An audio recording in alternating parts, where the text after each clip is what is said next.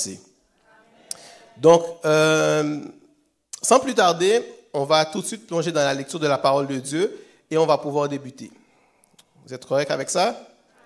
Excellent. Donc, pour ce matin, notre lecture se trouve dans Galates 1er, versets 6 à 10. Donc, je vais lire dans Second 21, mais on devrait pouvoir afficher aussi la bonne version pour vous en arrière. Donc, je lis pour vous. « Je m'étonne que vous vous détourniez si vite de celui qui vous a appelé par la grâce de Christ pour passer à un autre évangile. Ce n'est pas qu'il y ait un autre évangile, mais il y a des gens qui vous troublent et qui veulent déformer l'évangile de Christ.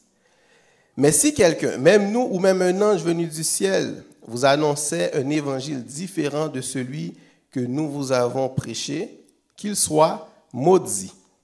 Nous l'avons déjà dit et je le répète maintenant, si quelqu'un vous annonce un autre évangile que celui que vous avez reçu, qu'il soit maudit. Maintenant, est-ce la faveur des hommes que je cherche ou celle de Dieu? Est-ce que je cherche à plaire aux hommes? Si je plaisais encore aux hommes, je ne serais pas serviteur de Christ. Amen. Prions le Seigneur. Père éternel, Dieu vivant, nous te remercions pour ta parole qui est vivante et efficace et toujours actuelle. Nous te disons, Papa, merci de l'opportunité de pouvoir apporter cette parole à tes enfants. Je te prie, Père éternel, Dieu Tout-Puissant, de disposer nos cœurs. Je te prie de nous faire grâce, de permettre que nous puissions recevoir ce que tu as préparé pour nous. Permets que cela puisse nous faire grandir et surtout porter des fruits. Amen. C'est quand même spécial parce que quand on parle d'être guidé par le Saint-Esprit, je me souviens quand j'ai commencé à méditer sur quel texte que j'allais utiliser pour le message de ce matin, j'avais aucunement en tête, je ne pensais même pas du tout à la réforme, à tout ce qui est en lien avec cela. C'est par la suite que j'ai réalisé qu'il y avait, qu'on était justement dans la période. Donc, comme vous savez, sur Vesta, on a parlé un petit peu ce matin, le 31 qui s'en vient, beaucoup vont célébrer l'Halloween, mais c'est également une date importante pour nous aussi en tant que chrétiens, car c'est souvent l'anniversaire de la réforme luthérienne que vous connaissez déjà ou que Sœur Vesta a souligné un petit peu ce matin. Je ne vais pas du tout parler de la réforme ce matin, mais le contexte est tout à fait approprié. Vous allez comprendre pourquoi. Avant de débuter, j'aimerais faire un petit exercice. Est-ce que toutes les personnes, vous avez juste besoin de lever la main, toutes les personnes ici qui possédaient un téléphone intelligent ou qui a déjà possédé un téléphone intelligent, une tablette ou un MacBook ou un ordinateur portable, levez la main. OK? Toute personne qui a au moins utilisé WhatsApp une fois dans sa vie, vous faites partie aussi du groupe. OK? Vous allez voir pourquoi je fais ce petit sondage. Probablement la majorité des gens ici, et même les personnes qui n'ont pas levé la main, vous serez surpris de voir à quel point l'histoire que je vais vous raconter a eu un impact sur votre vie, sur la vie de tout le monde ici, et continue à l'avoir. Il y a des gens ici qui ont un travail grâce à cela, incluant moi-même. Il y a des gens que ça a transformé leur vie à tout jamais. Donc, en fait, j'aimerais vous parler de l'histoire d'un homme, celui qui a, en quelque sorte, impacté, qui a influencé grandement la plupart des technologies modernes que nous utilisons aujourd'hui. OK? Quand il a cofondé son entreprise, il y avait des visions quand même il y avait une vision assez particulière de ce qu'il voulait réaliser. Il voulait non seulement faciliter notre vie à nous, notre quotidien, mais il avait une façon très particulière de le percevoir, de le voir. Ce n'est pas lui-même qui faisait les inventions, mais il savait comment aller chercher les bonnes personnes pour les amener à nous. Peut-être que certains d'entre vous commencent à voir un petit peu de qui je veux parler. Est-ce qu'il y en a qui veulent s'essayer? Qui? Tout à fait. Steve Jobs. Pourquoi je vous parle de Steve Jobs ce matin? C'est que quand je lis le texte de Galates et que je regarde un petit peu le contexte de l'apôtre Paul, leur situation me fait... Il y a beaucoup d'éléments qui se ressemblent. Je vous explique pourquoi. À un moment donné dans la vie de Steve Jobs, la compagnie Apple venait de démarrer et ses partenaires ont réussi à l'expulser de l'entreprise. Pourquoi? Parce qu'il avait une vision qu'il considérait trop farfelue. Parce que lui, il voyait les choses d'une manière qui peut-être ne supportait pas leur objectif financier de profiter de la compagnie, de la popularité de l'entreprise pour gagner énormément d'argent. OK? Donc, qu'est-ce qui est arrivé? Ils l'ont mis dehors de la compagnie. Pourtant, dès qu'il a quitté l'entreprise, ils ont commencé à chuter, à perdre leur notoriété, leur influence, leur popularité, parce qu'ils ont perdu le visionnaire qui était en arrière, qui amenait les idées qui faisaient en sorte que cette compagnie-là avait du succès. Donc, pourquoi je fais un parallèle avec l'apôtre Paul? C'est un peu le contexte qu'on a dans Galates. Donc, ce qui fait qu'aujourd'hui, vous pouvez bénéficier de vos téléphones intelligents, de vos tablettes et tout ça, c'est parce que, en quelque sorte, il a fini par revenir dans la compagnie des années plus tard. Il a remis de l'ordre et il a réappliqué les mêmes visions qui ont fait le succès de cette entreprise-là. Et aujourd'hui, il n'y a pas une personne ici dans cette salle qui n'a pas été affectée d'une manière ou d'une autre par les inventions qu'il a apportées. Les téléphones intelligents que nous utilisons, ce qui fait que maintenant vous utilisez plus de cartes d'appel quand vous voulez appeler vos familles en Haïti, ce qui fait que vous utilisez votre Snapchat, votre Instagram, c'est parce que il est arrivé avec cette vision-là qui a amené les téléphones intelligents avec les gros écrans comme vous les connaissez, qu'on utilise aujourd'hui. Donc, maintenant, quel est le lien avec l'apôtre Paul? C'est que dans Galates, on est dans un contexte assez particulier. Est-ce que vous remarquez d'habitude que l'apôtre Paul s'adresse quand il envoie une lettre, d'habitude, il est toujours gentil. Même quand il écrit aux Corinthiens, « Oh, mes super bons chrétiens, comment vous allez ?» Et puis, ça, c'est avant de commencer à les attaquer, à les fouetter. Mais il commence toujours avec des beaux mots gentils. « Vous êtes des bons chrétiens, des saints, et ceci et cela. » Avec Galates, il emploie un ton complètement différent. Tout de suite, c'est comme si un parent, là, quand il rentre, et puis qui sait qu'il va punir son enfant, il arrive avec le fouet. « Qu'est-ce que vous avez fait là ?» Et puis, bâton. C'est comme ça qu'il a commencé avec les Galates. Dès que vous lisez la lettre, c'est un peu le contexte. Pourquoi? Parce qu'il était vraiment frustré de voir des personnes, une œuvre qu'il avait contribué à construire. Quand vous lisez dans Actes des Apôtres, vous voyez, c'est environ 4 églises qu'il a implantées dans cette région de la Galatie. Et de voir comment ces enfants-là, des personnes que vous avez travaillé pour amener à Christ, rapidement se sont laissés distraire par des personnes qui avaient d'autres intérêts pour prendre une autre voie. Donc, c'est un petit peu ça le contexte de Galates.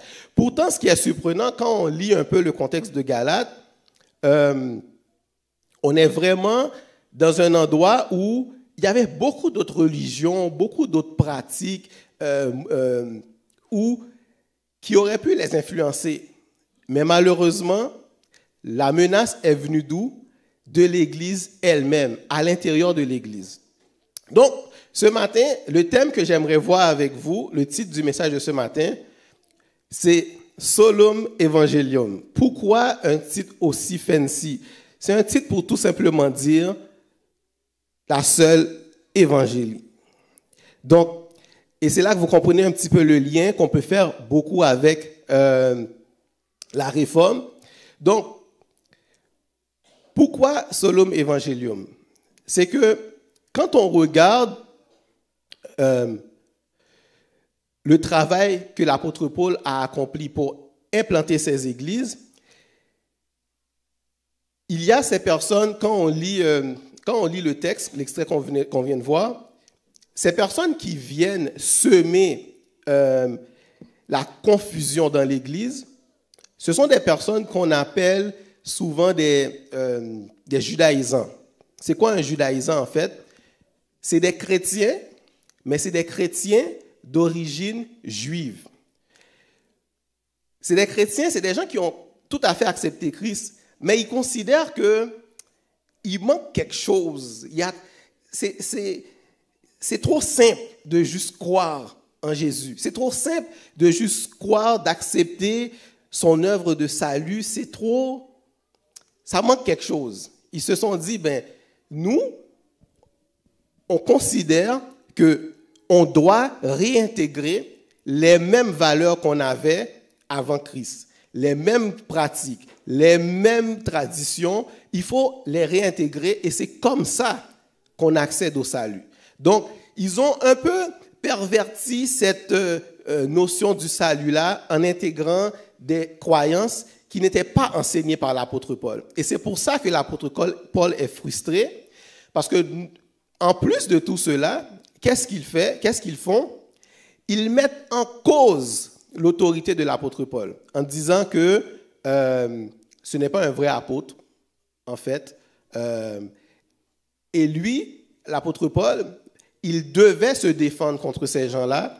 Il devait prendre position, non seulement pour réaffirmer le fait que son apostolat lui-même vient de Christ directement. Donc, contrairement à eux qui ont été enseignés peut-être par un apôtre, lui, il a reçu directement son apostolat de Jésus-Christ lui-même. Donc, pour vous aider ce matin, une chose que je faisais beaucoup quand j'enseignais à l'école du dimanche, j'aime ça fournir des documents de notes pour ceux qui veulent suivre. Puis même plus tard, vous allez voir, ceux qui sont dans le live, vous pouvez voir dans les commentaires, il y a un lien qui vous donne accès à ces notes. Mais aussi, je vais demander à ceux qui veulent afficher pour moi, vous pouvez, si vous voulez, scanner ou pour y accéder, si vous voulez laisser vos notes comme ça, vous pouvez y revenir. Mais aussi, j'ai ajouté des petits extras. Par exemple, si vous voulez en savoir plus sur Galates, je donne un peu plus de description. Et aussi, si vous voulez aller plus loin, lire Galates au complet, vous pouvez le faire en 10 jours. Fait que tout ça fait partie de cette qui accompagne ce message-là pour vous aider en quelque sorte à aller en profondeur, à peut-être en apprendre davantage sur ce que je n'aurai pas le temps de couvrir. Parce qu'en réalité, on pourrait faire une série de plusieurs messages avec Galates. Donc, une des raisons pour laquelle l'apôtre Paul a réagi de façon aussi violente, c'est parce que les Galates avaient commis une erreur grave. C'est qu'ils manquaient d'enracinement. Ils ne s'étaient pas assez enracinés dans la vérité. Et c'est le premier point que je vais aborder avec vous. C'est que c'est un petit peu, ça peut peut-être vous faire penser un petit peu à comment Adam et Ève ont chuté. C'est qu'ils avaient la vérité, mais ils ne l'ont tellement pas entretenue comme il faut que dès qu'on leur a donné une sorte de vérité altérée, ils ont adhéré à l'autre vérité. Vous comprenez qu'il n'en est pas une vérité. Vous comprenez? Donc, c'est un petit peu le même contexte avec Galates. C'est un petit peu comme si, je me souviens, je ne sais pas si vous êtes du genre à... En tout cas, moi, j'aime beaucoup jardiner, mais pas pour faire des jardins, mais j'aime beaucoup prendre soin de mon terrain. Et souvent, quand vient le printemps, il y a une chose que j'aime faire. J'aime planter des arbustes, des fleurs et tout ça. J'aime ça quand ma maison paraît bien. Et puis, il y a un printemps où j'ai décidé de planter un arbuste devant la maison. Et je ne comprenais pas pourquoi, pendant tout l'été, il était fané. Pourtant, quand je l'ai acheté, il était super beau. J'étais comme, oh ouais, on va le prendre plus grand. Tu sais, j'ai acheté celui qui était plus grand parce que quand tu le mets, ça a déjà grandi, fait que ça va juste continuer à grandir. Puis là, c'est comme si j'ai réalisé que j'avais comme gaspillé mon argent. J'étais comme un petit peu frustré. Et là, j'ai décidé de déménager l'arbuste et de le placer en arrière à un autre, sur mon terrain en arrière de la maison. étonnamment, soudainement, ça a commencé à prendre vie. Ça a commencé à grandir, commencé à fleurir. Je vois que les branches commençaient à se développer. Et là, j'ai commencé à réfléchir à la situation. Puis là, j'ai commencé à comprendre pourquoi mon arbuste n'arrivait pas à grandir. C'est à cause que, à côté de chez moi, le terrain en avant est séparé par une haie. Et les racines sont beaucoup plus profondes parce que c'est là depuis longtemps. Et ces racines-là viennent étouffer l'arbuste que j'avais planté. Et même d'autres arbustes qui étaient déjà là venaient étouffer l'autre et l'empêchaient de grandir. C'est un petit peu, je vous donne cet exemple, c'est pour vous aider à comprendre un petit peu ce qui est arrivé aux Galates. Et vous voyez, cette situation-là, c'est le genre de contexte qui nous-mêmes, nous chrétiens, aujourd'hui, nous affecte. Parfois, il y a tellement d'influence, déjà qu'il y a une menace qui vient de l'extérieur. Ça, on a parlé un peu de ce matin. Quand on vit dans une société où on valorise toutes sortes de cultures, comme par exemple l'Halloween qui s'en vient cette semaine, ben, moi déjà, je le sais, mes enfants vont rester à la maison. Mais même à part cette journée-là, il y a toute la semaine, ils font des trucs thématiques de sorcières, créer des environnements de toutes sortes de choses qui ne, comment je pourrais dire ça, qui ne fonctionnent pas avec nos propres valeurs, donc qui sont contradictoires avec nos valeurs chrétiennes. Donc, ça, c'en est une, mais il y en a plein d'autres. Quand vous pensez au contenu qu'on regarde à la télé et toutes sortes de tendances aujourd'hui, on est déjà submergé par tout ça, mais en plus, et c'est ce qui est arrivé aux Galates, une des plus grandes menaces auxquelles on ne fait pas attention, et c'est ça qui est arrivé aux gens de Galates, c'est qu'il y a beaucoup d'influences externes, mais qui sont de l'Église elle-même. Parfois, il y a de plus en plus de nouvelles religions, de nouvelles croyances. Vous savez ce qui est surprenant? Quand vous regardez pas mal dans les religions dites chrétiennes, entre parenthèses, les plus populaires, la majorité d'entre elles, ou plutôt si on veut dire monothéistes, la plupart d'entre elles, beaucoup sont nées il y a moins de 100 ans. Déjà là, ça peut vous donner une idée. Mais si on regarde aussi la base de tout cela, ben, la plupart non plus d'entre elles n'ont pas de fondement solide. Mais pourtant, ces influences représentent une grande menace quand on n'est pas enraciné. Quand on ne prend pas le temps de méditer constamment la vérité qui nous est enseignée, quand on ne prend pas le temps de se rappeler, de comprendre vraiment le sacrifice de Christ pour nous à la croix, le don du salut qui est super simple. Le gros du travail est déjà fait par lui. Mais nous devons accepter que pour recevoir ce salut, on n'a pas eu à travailler pour, mais aussi on n'a pas grand-chose à faire à part tout simplement demeurer dans la foi. Oui, ce n'est pas une tâche facile parce que justement, c'est ça le rôle de l'ennemi, c'est d'utiliser toutes les stratégies nécessaires pour vous déraciner, pour vous emmener dans un mauvais chemin, pour vous emmener dans une mauvaise direction, pour que justement, vous n'arriviez jamais à accomplir ce que Dieu veut pour vous.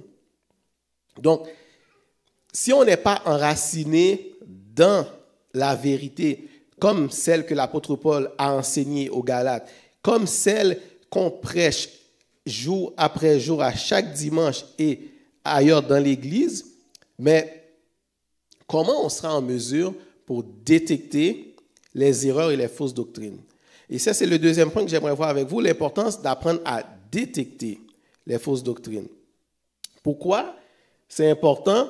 Parce que quand, dans le verset 1,7, l'apôtre Paul le dit comme suit. Il y a des gens qui veulent déformer l'évangile de Christ. Donc, ça veut dire que ces gens-là ont une intention derrière la tête. C'est intentionnel.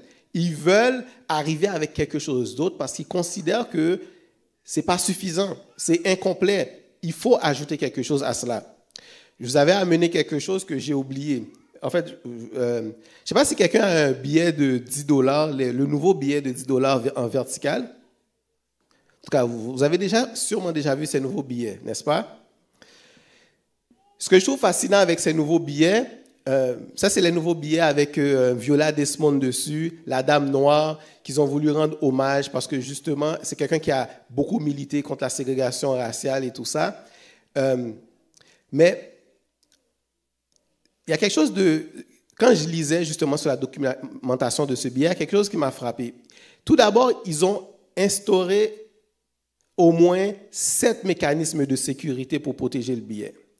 C'est-à-dire qu'ils ont mis 7 mécanismes de sécurité que vous pouvez identifier facilement. Si vous allez sur le site de la Banque du Canada, vous allez voir toutes les informations qui l'accompagnent. Mais ce que je trouve particulier, c'est qu'ils ne mettent pas tant l'accent sur comment apprendre à détecter les faux billets. Eux autres, ce qu'ils enseignent, c'est que tu dois tellement connaître les vrais billets que quand le faux arrive, tu es en mesure de le repérer en un coup d'œil. Parce que certaines personnes, des fois, essayent de se dire que si j'apprends toutes les tactiques des faux docteurs, si j'apprends tous les faux enseignements, peut-être que je vais être en mesure de détecter, de les repérer dès qu'ils vont approcher. C'est la pire chose à faire.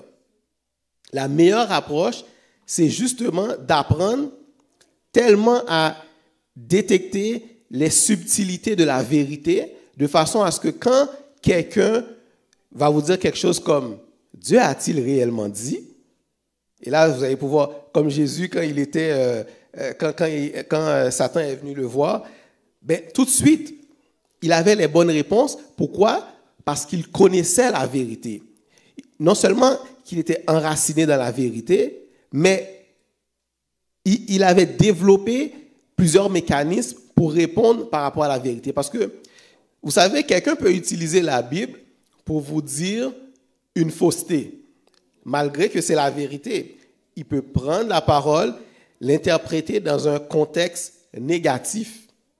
Donc, si vous n'apprenez pas à détecter, un peu comme je vous ai expliqué avec ces billets de banque, où tu dois apprendre tellement à te familiariser avec ce qui est vrai, pour que quand le faux arrive, vous pouvez le détecter. On a un bel exemple de ça dans la Bible. Vous les connaissez très bien, souvent on utilise cet exemple, c'est avec les Béréens. Ça vous dit quelque chose? Les chrétiens de Bérée. C'est dans Acte 17, c'est quand on vient leur enseigner quelque chose, et c'est ce que Galate n'a pas fait, quand on vient leur enseigner une doctrine, on leur apporte un nouvel enseignement, tout de suite, ils vont valider.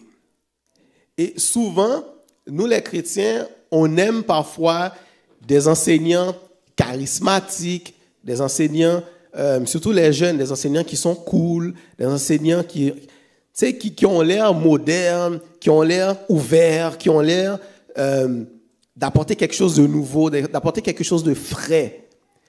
Mais le problème, il ne faut pas confondre la vérité avec le talent. La personne peut utiliser son talent, peut utiliser beaucoup d'artifices. Par exemple, je pourrais, dans un dimanche matin, créer une atmosphère hyper, par exemple, tamisée, de la bonne petite musique, du bon parfum. Un peu comme vous rentrez dans un hôtel, vous rentrez puis, en tout cas les bons hôtels, ça sent bon, c'est propre, c'est chic, quelqu'un qui vous accueille. On pourrait créer quelque chose avec les bonnes notes, demander à Jonathan d'aller chercher les bons accords pour commencer à venir vous chercher. C'est un peu comme quand vous écoutez une musique, ce n'est pas une musique chrétienne, mais ça vient vous chercher. Donc, ce n'est pas parce que vous ressentez quelque chose, vous avez des émotions, que ça vient valider ce que la personne enseigne. Donc, il faut faire très attention avec cela. Ce n'est pas parce que la personne utilise beaucoup de talents intellectuels, beaucoup de mots compliqués, des explications super intéressantes, que vous devez être séduit par cela. Vous devez toujours rester non seulement enraciné dans la vérité, mais en plus de cela, vous devez apprendre à détecter ces tactiques-là. Vous devez apprendre à les reconnaître pour rapidement savoir, en discernant ce que ces personnes-là nous enseignent, vous pouvez justement savoir si cette personne-là est dans la vérité de l'Évangile ou pas. Donc, c'est une chose, oui, de s'enraciner, d'apprendre à discerner la vérité, mais en tant que chrétien aussi, on doit apprendre à s'affirmer. C'est très, très important de cela. Cette semaine, je prends une petite parenthèse, c'est que je suis tombé sur un message qu'un pasteur, justement, avait publié à propos de l'Halloween, justement. Comment qu'ils ont réussi à faire changer la mentalité de l'école par rapport à cette fête de l'Halloween. Mais s'ils n'avaient pas pris position, s'ils n'avaient pas manifesté leur désaccord par rapport à certaines pratiques, l'ambiance qu'ils créaient autour de l'Halloween, rien n'allait changer. Mais ils ont pris position par rapport à tout cela. Donc, en tant que chrétien, ça montre un peu l'image de comment l'apôtre Paul, comme un père de famille, voit ses enfants menacés, tout de suite, il réagit. Et c'est pour ça que quand on lit dans Galates de 8 à 10, dans ces passages, on voit que l'apôtre Paul maudit quiconque prêche un autre évangile. Si tu enseignes quelque chose d'autre, il maudit cette personne-là. Parce que détourner quelqu'un de la vérité, c'est souhaiter la mort de cette personne-là. C'est la même manière que ton enfant est en train de... C'est un peu comme si quelqu'un incite ton enfant à courir dans la rue, par exemple, pour aller se faire frapper par une voiture. Ça ne fait pas de sens. Vous allez tout de suite vouloir intervenir. Ça peut être toute autre forme de danger que vous voyez autour d'une personne que vous aimez, vous allez réagir. Et c'est un petit peu ça qu'il a voulu faire. Mais je sais que ce n'est pas toujours facile, parce qu'on a souvent la pression sociale, toutes sortes de croyances qui viennent menacer notre foi, qui viennent même nous mettre des interdictions. Il y a des interdictions légales de pouvoir affirmer certaines choses. Si on décide de prendre position par rapport à certains groupes, je vous ai parlé de vrai ou faux, je me permets de faire cette parenthèse-là. Savez-vous qu'il y a une Bible qui existe pour la communauté LGBTQ+. Ça s'appelle, vous connaissez la version anglophone de la Bible qu'on utilise le plus, qui est le Louis II. En anglais, ce serait The King James. Mais ils ont créé The Queen James. Puis je vous laisse maintenant imaginer tous les passages qui ont été modifiés. Je n'irai pas dans les détails, mais je vous laisse l'imaginer. Donc, si, en tant que chrétien, on n'apprend pas à détecter les faussetés, si on n'est pas bien enraciné et on ne s'affirme pas, au final, on finit par se faire nourrir comme les Galates. On nous donne toutes sortes de choses. Toutes sortes de choses viennent, que ça vienne de l'Église, on prend, que ça ne vient pas de l'Église, on prend, parce que de toute façon, on est des éponges, on absorbe, on absorbe, on absorbe. On doit faire très attention, on doit être vigilant et rester fidèle à l'évangile de Christ. Pourquoi que je trouve ça intéressant que cette semaine tombe en même temps que je fais cette prédication sur Galates, c'est que Martin Luther, son livre préféré dans la Bible, si vous ne le saviez pas, c'était Galates. Tellement qu'il a écrit un commentaire biblique épais comme ça. Un livre tout entier. Le livre de Galates, c'est tout petit. Mais il avait tellement de richesse, il y avait tellement de contenu qu'il jugeait important qu'il a rédigé un commentaire biblique super épais, volumineux. Pourquoi? Parce qu'il y avait beaucoup, et c'est un texte qui résonnait non seulement beaucoup avec lui, mais il avait beaucoup à dire par rapport à ça, surtout dans le contexte qu'il vivait. Si on cherche de bons exemples de personnes à imiter, c'en est un. Imaginez un peu dans le contexte qu'il était. C'est une personne qui était dans un contexte où l'Église était puissante. Même si l'Église était sur une mauvaise voie, l'Église était puissante. Donc, qu'est-ce qu'il a commencé à faire? Parce qu'il étudiait la parole énormément. Donc, il a commencé à avoir des révélations par rapport à la parole. Donc, à un moment donné, la vérité ne pouvait plus être ignorée tellement que c'était clair devant lui. Et ça l'a amené à prendre position. Et c'est ce qui fait qu'aujourd'hui, on a cette liberté-là, cette liberté qu'on attache beaucoup au livre de Galates, qu'on peut vivre notre chrétienté comme on le fait, sans avoir justement ce joug-là d'une église qui nous impose des faussetés. Donc, en tant que chrétien, quand on a l'opportunité de prendre position, quand on a l'opportunité de s'affirmer, de parler pour justement défendre l'évangile, il faut le faire. Bon, cependant, je vais mettre un petit bémol. Je ne vous envoie pas pour commencer à aller répondre dans les messages des gens, là, dans les commentaires sur les vidéos YouTube. Vous êtes un fraudeur, vous êtes un ci, vous êtes... Ce n'est pas du tout ce que je dis. Donc, vous devez le faire aussi avec beaucoup de respect. Vous devez trouver la bonne manière de le faire pour vous faire entendre sans nécessairement commencer à blaster les gens puis à aller dire n'importe quoi sur Internet juste pour vous faire entendre. Mais il y a une façon de le faire. Vous voyez un peu l'exemple que je vous ai donné à propos du pasteur qui donnait l'exemple de comment à l'école ils ont changé leur façon de faire juste en manifestant leur désaccord. Tout simplement ça, c'est suffisant. Juste le fait de dire que moi, je ne suis pas d'accord avec ça, c'est suffisant. Donc, c'est vraiment important à ce niveau-là. Et quand on regarde le livre de Galates au complet, ce qu'il faut retenir, c'est vrai que l'apôtre Paul emploie un ton très agressif. C'est vrai qu'on sent qu'il n'est pas du tout content, mais avec un peu de recul, on comprend réellement que tout ça, c'est fait par amour.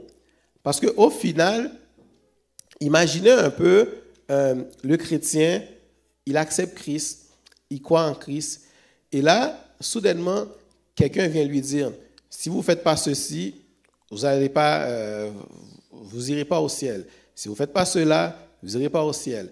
Vous devez vous comporter de telle façon. Vous devez jeûner 4 fois par jour, 4 fois par semaine, je ne sais pas. Vous devez réciter telle prière de telle façon, dans tel ordre. Sinon, mais Christ n'a jamais enseigné tout cela. Ce que j'aimerais que vous reteniez au moins aujourd'hui, c'est au moins cette vérité qui est toute simple. Que Christ est venu, dans son amour, il s'est livré lui-même pour nous à la croix. On n'avait rien à faire pour cela, on ne le méritait pas. Donc, dès le moment qu'on choisit de placer notre foi, qui d'ailleurs est un don de Dieu, en lui, ben, on n'a plus rien à faire pour être sauvé. Le reste, c'est de vivre cette foi. Il ne faut pas confondre le fait de vivre sa foi avec recevoir le salut. C'est deux choses complètement différentes. Parce que quand tu vas vivre par la suite, toutes les actions que tu vas poser, c'est pour témoigner justement cette foi-là. Celui en qui vous avez cru, celui qui s'est livré pour voir à la croix. Et ça, c'est ça la vraie vérité de l'Évangile. La vérité de l'Évangile, ce n'est pas les choses que vous allez devoir accomplir pour être sauvé. Ce qu'il fallait faire a déjà été fait. Et si ce matin, peut-être qu'il y en a peut-être parmi nous qui ont reçu Christ, mais qui avaient peut-être des petites traditions à la maison. Comprenez un petit peu ce que je veux dire? Des pratiques parfois de famille. Vous savez, dans notre culture haïtienne, souvent, beaucoup de personnes, avant même de venir à Christ, avaient toutes sortes de croyances occultes. Mais parfois, on vient à Christ, mais on continue à faire certaines choses. Parfois, on va continuer à faire certaines prières. On va continuer à fonctionner d'une certaine façon. sans réaliser que ces choses-là sont vaines. Parce qu'au final, celui qui devait agir pour nous, il l'a déjà fait. Donc, ce matin, j'aimerais vraiment vous encourager à garder une foi pure en Christ. Apprendre à vivre chaque jour dans la grâce. Pas selon vos efforts, mais dans la grâce. Et apprendre aussi à protéger notre liberté en Christ, qui est très important. Parce que si on ne protège pas ce que nous avons, ben on laisse la porte ouverte justement à l'ennemi de faire des ravages. Donc ce matin, pour conclure, j'aimerais prendre un temps de prière avec vous. J'aimerais ça qu'on prie pour demander à Dieu la force de pouvoir rester fidèle, de demeurer fidèle, d'avoir la capacité de discerner, de rejeter les fausses doctrines et aussi d'avoir le courage pour prendre position pour Christ.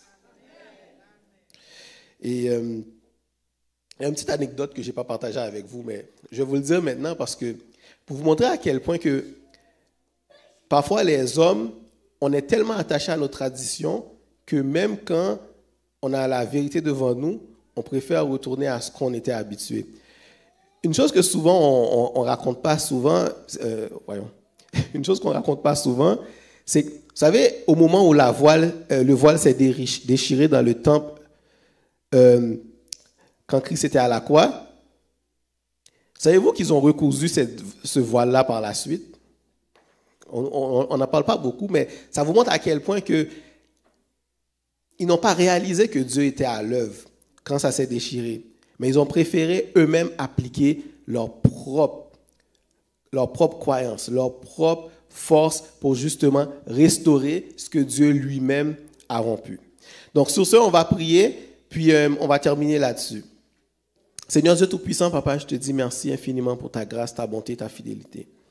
Père éternel, je te remercie d'être que tu es venu te sacrifier pour nous à la croix. Tu es venu te livrer pour nous à la croix.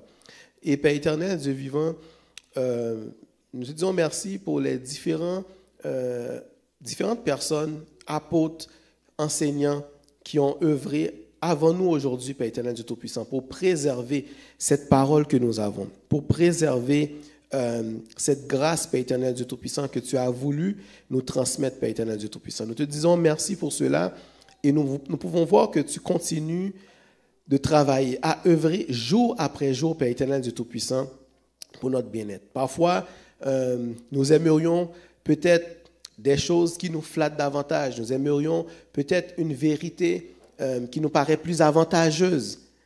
Mais au final, Père éternel Dieu Tout-Puissant, ta vérité est une vérité immuable, Père éternel Dieu vivant. Nous te disons merci, Papa, de nous encourager à demeurer dans la fidélité. Nous te disons merci, Papa, de faire provision pour nous afin que nous puissions avoir un esprit de discernement, afin de pouvoir détecter, Papa, ce qui est faux autour de nous et pouvoir rejeter également tout ce qui est faux autour de nous. Nous te prions, Père éternel Dieu Tout-Puissant, de nous donner la force nécessaire.